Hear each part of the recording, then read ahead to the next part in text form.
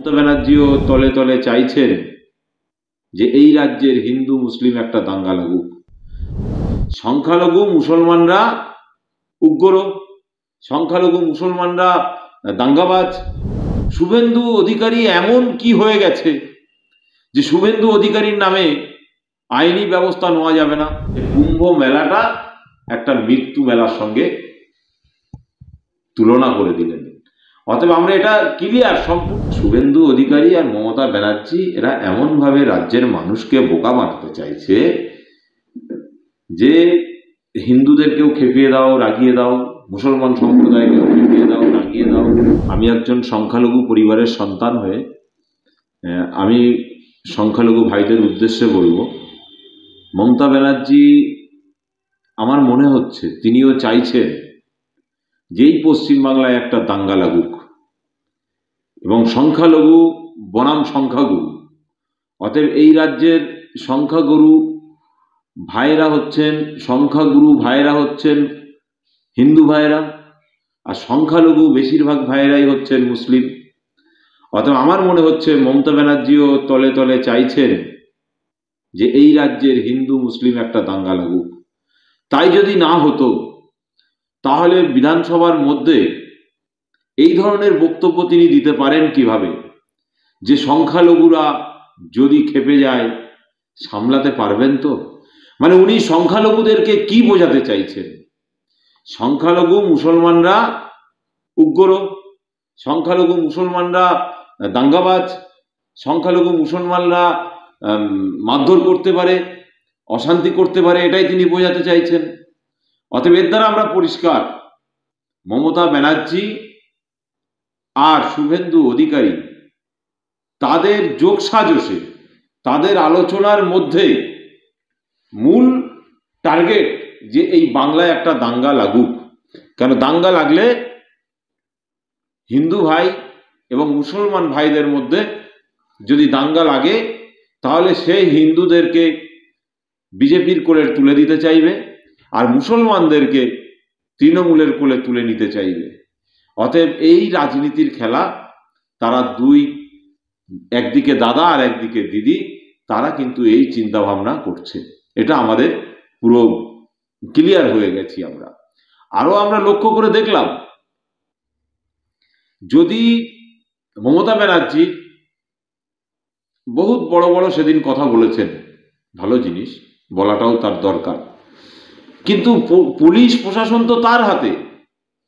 শুভেন্দু অধিকারী এমন কি হয়ে গেছে যে শুভেন্দু অধিকারীর নামে আইনি ব্যবস্থা নেওয়া যাবে না, মামলা করা যাবে না, শুভেন্দু অধিকারীর নামে কোর্টে কেস ঠোকা যাবে না। আজকের এই মুসলমান দরদি বলে তিনি বলেন, কিন্তু সেই মুসলমানদের নিয়ে যখন এত কথা বলে তখন এই মাননীয়া কেস কিন্তু করতে চান না। তাহলে আমরা কিন্তু তলে তলে এটা বুঝতে পারছি যে তারা তলে তলে সব এক, এটা ক্লিয়ার। কুম্ভ মেলা নিয়ে যে মন্তব্য করলেন মাননীয়া, এ বিষয়ে আপনার মতামত কি? কুম্ভ মেলা নিয়েও দেখুন কি সুন্দর প্ল্যান, দেখুন সারা পশ্চিম বাংলার মানুষকে কতটা বোকা বানাচ্ছেন।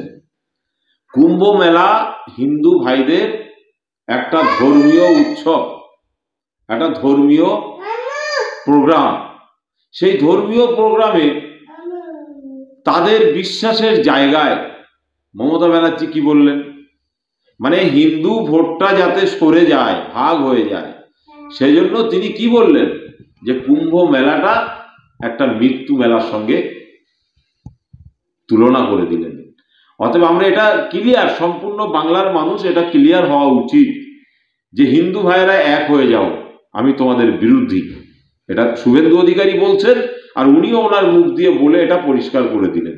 তবে কুম্ভ মেলা নিয়ে যোগীর রাজ্যে যে এটা করেছেন, ব্যবহারটা করেছেন, এটা অন্যায়। এটা নিয়ে যোগীকে ইমিডিয়েটলি জনস্বার্থ মামলা করে কোর্টের আওতায় এনে জেলবন্দি করা উচিত। কেন এই পশ্চিমবাংলার বহু মানুষ মারা গেছেন, তাদেরকে ডেথ সার্টিফিকেট পর্যন্ত দেয়নি, তাদেরকে হসপিটাল থেকে যে কুম্ভ মেলায় সে মানুষের ভিড়ে পায়ের চাপে হোক কি ডুবে হোক কি অগ্নিসংযোগে হোক, কি যে কোনো দুর্ঘটনায় কবলে পড়েছে, সেটা মারা গেছে, সেটাকে তো ক্লিয়ার হওয়া উচিত। অতএব এখানে লক্ষ লক্ষ মানুষ যাবে আর তার পরিকাঠামো থাকবে না, এটা ঠিক নয়। সেজন্য যোগীকেও ঘৃণা করি, ধিক্কার জানাই। এই কুম্ভ মেলাকে কেন্দ্র করে যত মানুষ মারা গেছে তাদের প্রত্যেককে পর্যাপ্ত পরিমাণে ক্ষতিপূরণ দেওয়ার ব্যবস্থা করুক। যদি না করেন তাহলে যোগীর উপরে মানবাধিকার কমিশনারের পক্ষ থেকে জনস্বার্থ মামলা করা উচিত। 26-এ বিধানসভা বাজেটে মানুষের কল্যাণ কতটুকু হবে আশা করছে? দেখুন, বিধানসভা বাজেট যেটা হয়েছে, এই বাজেট সম্পর্কে এটাই বলার যে এই বাজেটটা সম্পূর্ণ একটা ভাঁওতাবাজি বাজেট হয়েছে। দেখুন, বাজেট নিয়ে আবার কি সুন্দর চক্রান্ত চলছে। শুভেন্দু অধিকারী বলছে মাদ্রাসার মুখী বাজেট, কিন্তু আমরা কি লক্ষ্য করে দেখলাম, মাদ্রাসায় মাত্র একটা করে রুম, যেটাকে ডিসপ্লের মাধ্যমে পড়াশুনোটাকে শেখানো হবে, পড়াশুনো করানো হবে, একটা করে রুমের কথা হয়েছে। কিন্তু শুভেন্দু অধিকারী কিভাবে প্রচার করলো যে 600 মাদ্রাসা দেওয়া হচ্ছে। এরা, শুভেন্দু অধিকারী আর মমতা ব্যানার্জি, এরা এমনভাবে রাজ্যের মানুষকে বোকা বানাতে চাইছে যে হিন্দুদেরকেও খেপিয়ে দাও, রাগিয়ে দাও, মুসলমান সম্প্রদায়কেও খেপিয়ে